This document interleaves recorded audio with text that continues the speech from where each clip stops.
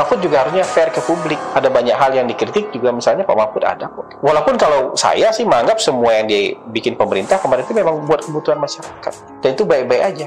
Tapi kan ini seolah-olah sekarang ada di barisan civil society nih, salah aja semua yang ada di pemerintah. Ya. Selama Pak Mahfud menjabat lahir, misalnya yang kontroversi apa ya di kalangan aktivis civil society, Undang-Undang Cipta Kerja. Ya. Di zaman civil society dianggap pemerintah yakin ini baik, tapi civil society menolak itu. Misalnya Menko Polhukamnya Pak Mahfud, revisi undang-undang KPK, Menko Polhukamnya. Segala kritik, cercaan, cemoohan publik pada Presiden Jokowi ini menunjukkan apa? Ini fenomena apa? Ya, ini karena sudah keterlaluan, kerusakan yang dibuat terutama di bidang demokrasi dan konstitusi. Pemanggilan Pak Jokowi dengan nama Mulyono itu semacam sindiran atau merendahkan gitu ya. Termasuk juga Pak Mahfud di dalam beberapa ceritanya menggunakan kata ganti Pak Jokowi itu Mulyono. Gua rasa orang yang paling patah hatinya di Pilpres ini tuh sebenarnya bukan Pak Ganjar tahu, tapi Pak Mahfud. Dan cuma karena salah kolam, ya jadi begitu. Pagi gue ngeliat nih kayak begini-begini nih, makin kayak ya ampun, kayak gini banget ya berada di kolam yang salah gitu. Kekuatan masyarakat sipil mulai muncul. Daya kritis mahasiswa sudah mulai kelihatan lagi kemarin. Ya. Kesadaran masyarakat bahwa sesuatu yang salah harus diingatkan, kalau perlu turun ke jalan itu berlangsung lagi. Ya. Energi itu berkumpul lagi. Sampai saat ini ya, opini publik yang terbanyak Pak Prabowo welcome. Ini kan yang dikejar di Pak Mulyono aja di mana-mana. Nggak ada tuh berteriak Prabowo. Pak Mulyono maksudnya Pak Jokowi kan? Pak Jokowi, Pak. Ya. Maaf. Ini nama aslinya Pak Jokowi kan Mulyono. Sekarang kita lihat Istana bersikap apa terhadap penamaan Pak Jokowi dengan Mulyono ini, Pak? Nggak ada respon tertentu soal itu. Mulyono ada kata-kata mulia di situ. Iya. Namanya bagus. Tapi ini kan kayak anak-anak kecil waktu sekolah dulu manggil temannya dengan nama bapak. Jadi baru olok-olok ya, Bang? Nama bapaknya sih bagus, cuman ketika dia manggil itu untuk sebagai bahan olok-olok. Jadi kita paham lah psikologisnya. Kira-kira yang tersakiti siapa? Menurut saya yang tersakiti yang ngomong kok.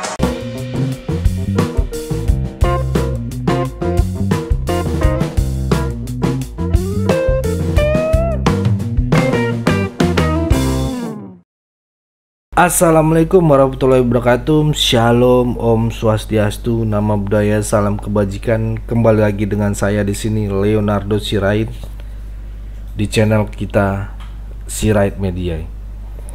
Rahayu Rahayu. Nah, kali ini kita akan membahas tentang Pak Mahfud MD, teman-teman. Pak Mahfud MD ini harus kita gongkan gitu ya. Nah, di sini ada hal menarik tentang pernyataan Hasan Hasbi gitu ya, di mana dia terang-terangan mempermalukan habis-habisan Pak Mahfud MD.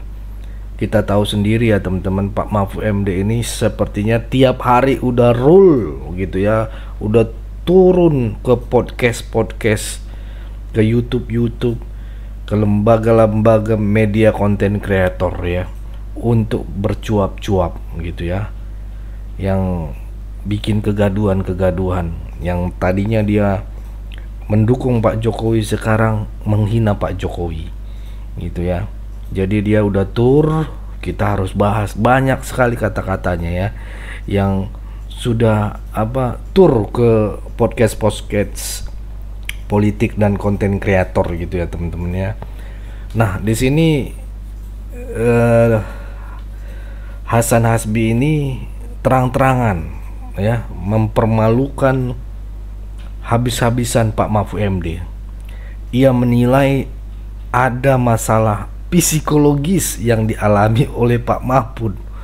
Ya, ini dalam teman-teman. Ada masalah psikologis yang dialami oleh Pak Mahfud MD. Hasan Hasbi mengatakan bahwa Pak Mahfud MD harus bertanggung jawab atas semua perkataannya. Ya, ini dalam sih. Hasan Hasbi ini juga mengatakan Pak Mahfud harusnya fair ke publik, jangan karena beda jalan gitu ya.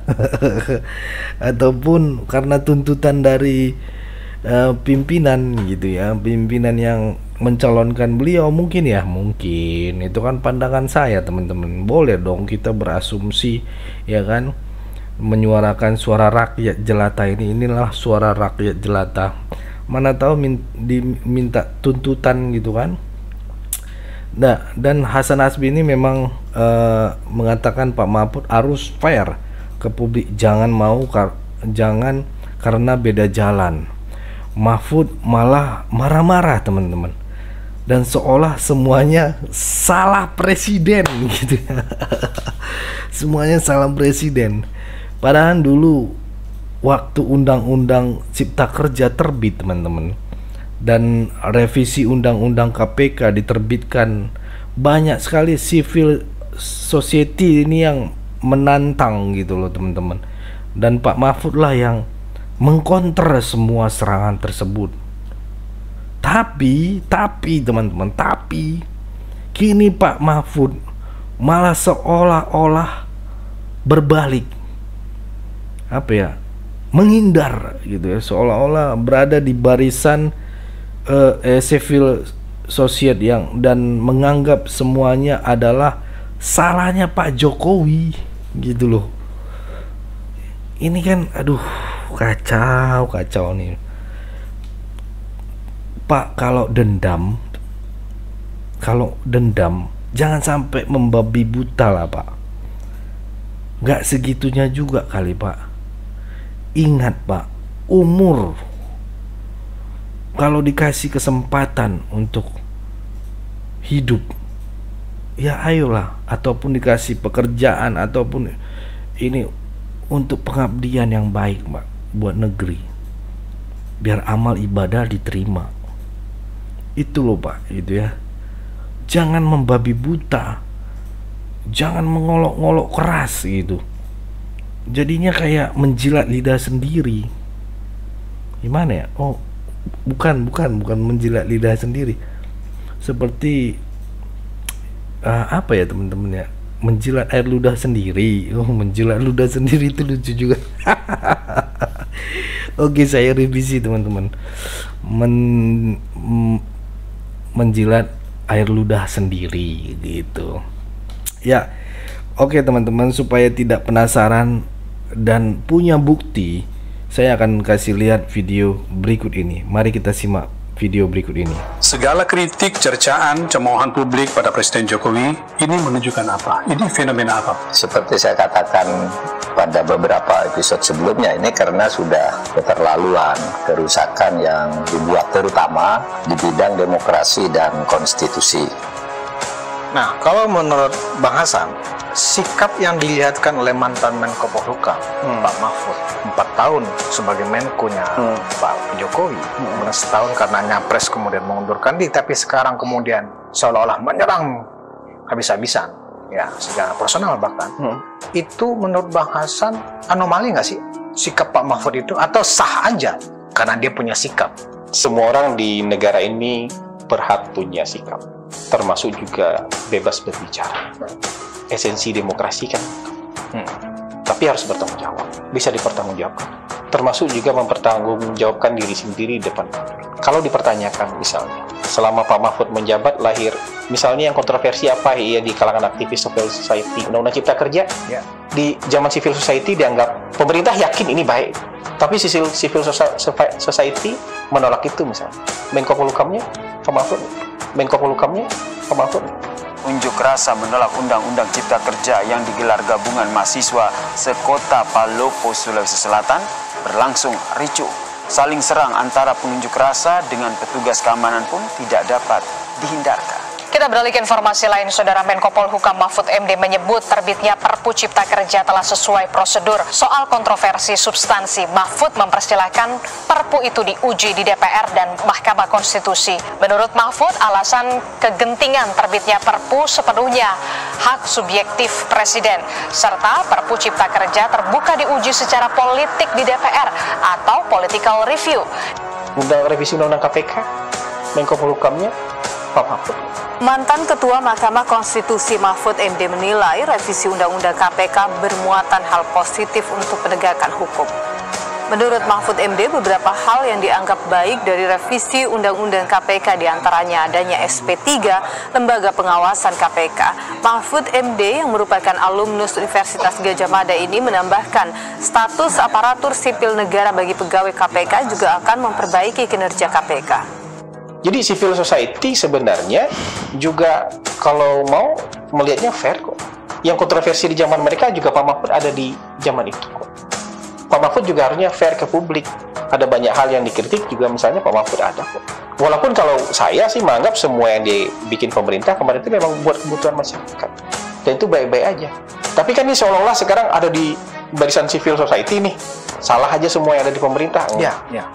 Gitu. Jadi menurut saya kita harus fair. Banyak hal-hal yang kita juga terlibat. Banyak hal-hal yang kita juga menjadi bagian itu di dalam. Jadi buat saya kalau kita yakin di masa itu kita menjalankan itu demi kebaikan, harusnya hari ini kita juga yakin. Jangan gara-gara kita berpisah jalan, kemudian kita kalah, kemudian kita marah-marah. Seolah semua ini salahnya presiden. Seolah 1 tahun terakhir Pak Jokowi sudah berubah drastis. Pak Jokowi menurut saya nggak ada perubahan apa-apa di diri beliau. Pak Jokowi yang sama 10 tahun yang lalu, Pak Jokowi 5 tahun lalu, Pak Jokowi juga seperti itu ya. Yang ada saat ini.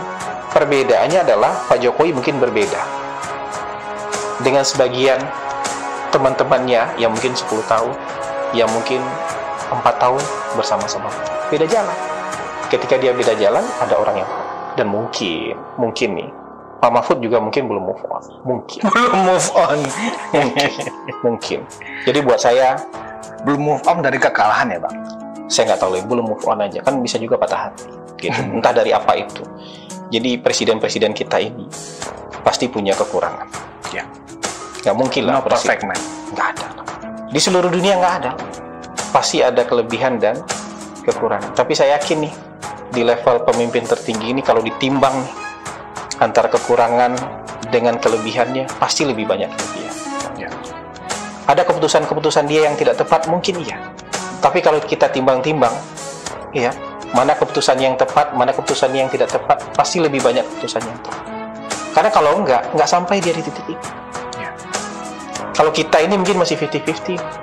Keputusan kita yang tepat dengan keputusan kita yang nggak tepat mungkin masih 50-50. Atau orang yang di level bawah lagi mungkin lebih banyak keputusan yang nggak tepat daripada keputusannya yang tepat. Makanya udah sampai di level itu, jangan sembarangan menghina orang. Seolah-olah orang ini jelek, nggak ada kelebihannya, nggak ada bagus-bagusnya. Kalau nggak ada bagus-bagusnya, nggak sampai dia di level itu. Padahal Pak Mahfud itu kan sudah termasuk pencapaiannya sudah sangat tinggi, Pak. Pencapaiannya sudah sangat tinggi. Tapi kok saya nggak mau menjadikan ini persoalan pribadi dengan Pak Mahfud. Pak Mahfud orang baik. Masalahnya gini, Bang. Termasuk misalnya mengenai nama Mulyono. Ya kan? Saya sebenarnya juga mau konfirmasi juga ke Bang Hasan masalah Mulyono ini.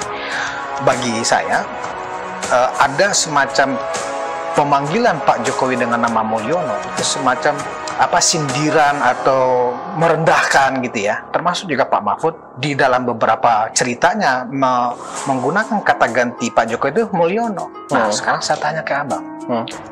Istana sendiri dengan sekarang publik ini, khususnya publik yang kalau istilah Abang patah hati ya, bukan sakit hati ya, itu juga menggunakan istilah Mulyono itu, Bang. Istana bersikap apa terhadap penamaan Pak Jokowi dengan Mulyono ini, Bang? Nggak ada respon tertentu soal itu. Pak Jokowi juga pernah mengakui kan bahwa nama kecil beliau Mulyono. Oke. Cuman ini kan gini, namanya bagus. Mulyono ada kata-kata mulia di situ ya. Namanya bagus. Tapi ini kan kayak anak-anak kecil waktu sekolah dulu manggil temannya dengan nama bapak. Jadi baru olok-olok ya, Bang? Nama bapaknya sih bagus. Cuman ketika dia manggil itu untuk sebagai bahan olok-olok. Jadi kita paham lah psikologisnya. Kira-kira yang tersakiti siapa? Menurut saya yang tersakiti yang ngomong kok. Oke. Gua rasa orang yang paling patah hatinya di Pilpres ini tuh sebenarnya bukan Pak Ganjar tahu, tapi Pak Mahfud. Lu bayangin ya, beliau itu tuh cawapres yang paling sempurna. Udah pernah di Trias Politika, 3-3 udah, pernah jadi ketua MK, DPR ya begitulah. Terus sekarang demi ngedampingin Pak Ganjar, beliau itu tuh sampai mundur dari jadi Menpol Hukam, yang posisinya itu kan di sini banget gitu ya, di antara para menteri. Menpol Hukam itu tuh udah gitu beliau juga profesor, beliau juga pengalamannya seabrek, dan cuma karena salah kolam Ya jadi begitu. Pak sayang banget sih kalau sampai nggak dimasukin kabinetnya Pak Prabowo nanti, karena orang seperti Pak Mahfud ini tuh sangat baik untuk, sangat sayang gitu untuk dilewatkan. Apalagi gue ngeliat nih kayak begini-begini nih, makin kayak ya ampun, kayak gini banget ya berada di kolam yang salah gitu. Udahlah Pak, gabung aja lah Pak sama Pak Wowo. Makin lama tuh yang tersakiti tuh yang ngomong itu. Coba bayangin, kita julid sama orang, tapi orang itu makin membubung tinggi, kita di situ-situ aja. Atau kita malah makin terpuruk. Yang beracun akhirnya, maksudnya yang kemasukan racun itu orang itu apa kita? Kita mengumbar-umbar kebencian, itu beracun buat diri kita sendiri. Makin dia sukses, kita makin sakit. Padahal kita setiap hari merendahkan dia. Sama kayak orang-orang yang merendahkan saya juga, dibilang penjilat gitu. Juru bicara keluarga atau apa. Tapi ya mungkin yang sekarang kemasukan racun mereka gitu. Iya. Yang makin tiap hari sakit hati siapa? Kalau tiap hari sakit hati kira-kira kita sehat apa enggak? Iya. Nah, tiap hari kita mengumbar kemarahan kira-kira kita sehat apa enggak?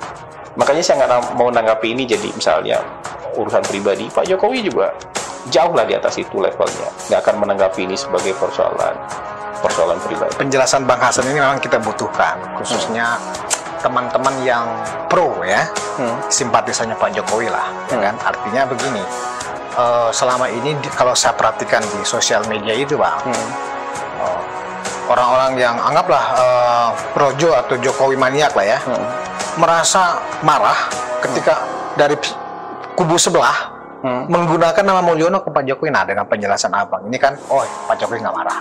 Nggak marah. Itu ini clear jadi. Iya, dan beliau ngakuin itu nama. Iya. Nama beliau. Dan itu bukan sebutan yang jelek. Ya. Itu nama yang bagus. Itu namanya beliau dulunya. Kita paham tendensinya. Iya. Sama kayak, oh iya teman kita nyebut nama bapak kita. Nama bapak kita bagus. Cuma dia panggil itu buat menghina kita, iya, kan? Benar, gitu. Maksud dia buat menghina kita. Tapi yang kena racunnya di mereka, bukan kita. Benar. Pak Mahfud, udahlah. Kalau salah, ya katakan aja salah. Kalau kalah, ya udah ngakuin aja kekalahan Pak. Gak usah sekarang membusukkan Pak Jokowi. Rakyat juga tahu Bapak bagaimana. Kalau sakit hati, gak usah ikut kontestan Pak. Gak usah. Kita udah punya contoh Pak. Itu Pak Prabowo kalah dulu, percuma sakit hati, justru akhirnya dia bergabung dan akhirnya membangun dan akhirnya dia bisa duduk menjadi presiden terpilih. Karena apa? Karena kesabarannya, karena ikhlas, karena dia mengakui kalah dan dia tidak mau berdiam, bergumul di dalam sakit hati itu. Dia mau bangun dirinya sendiri, dia mau melompat lebih tinggi lagi, dan akhirnya apa? Dia dapat hasilnya. Ini Bapak malah melawan Pak Jokowi 180% ya. Bapak berubah total. Yang dulunya Bapak bilang Pak Jokowi ini baik, Pak Jokowi itu susah nyari kesalahannya karena dia tidak pernah korupsi. Pak Jokowi itu nggak ada baterainya lowbat. Bapak mengucapkan begitu. Sekarang Bapak menghina dia. Tapi rakyat Indonesia banyak mencintai Pak Jokowi. Ya. Jadi please Pak, saran saya kalau Bapak nonton video ini, jangan membabi buta Pak. Jangan membohongi hati kecil Bapak. Ya, ataupun ada dorongan dari belakang ataupun dari pimpinan yang mengajukan Bapak untuk menghujat. Seharusnya Bapak bisa tegas, ya. Karena Pak Hasan Hasbi ini udah kasih tahu kalau dulu Bapak mendukung gitu ya, bersuara gitu, mengkonter semua serangan-serangan kepada Pak Jokowi, dan Bapak sekarang ini malah membuat onar gitu loh. Ya, itu aja teman-teman ya, cukup ya teman-teman. Segitu dulu teman-teman, berikan tanggapan teman-teman yang menonton video ini, bagaimana pandangan kalian, apa masukan kalian, atau berikan saran kepada Pak Mahfud MD. Mana tahu timnya nanti akan menonton tim sukses dia ya, menonton dan akhirnya Pak coba nonton video di Sirait Media Pak, biar Bapak paham nih gitu. Dan akhirnya dia merasakan respon positif gitu ya. Sebenarnya saya tidak mau begitu gitu ya. Kita pengen dengarkan begitu. Sebenarnya saya tidak mau mengolok-olok, tapi